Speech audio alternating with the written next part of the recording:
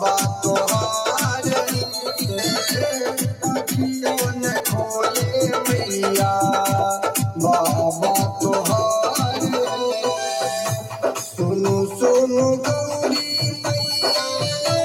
अरज हमारे सुनो सुनो गौरी मैया अरज हमारे अखियों न खोले मैया बाबा तोहार अखियों न खोले मैया बाबा तोहार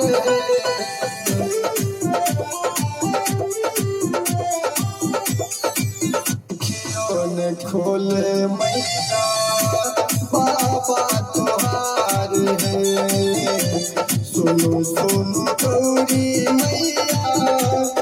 केहन बेदर्दी भोला भेलै हमार अपना कमरिया पे लागे ने गुहार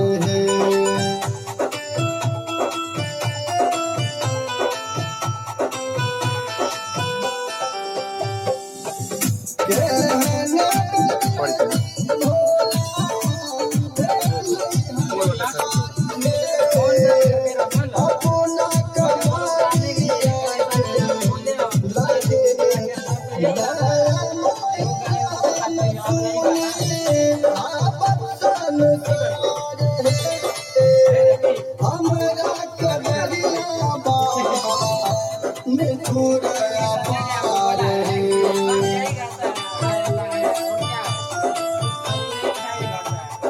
जो गा दिए हो ना रहने दो, अब नहीं गाना दूसरे के म्यूजिक बात कर लीजिएगा बालक तोहार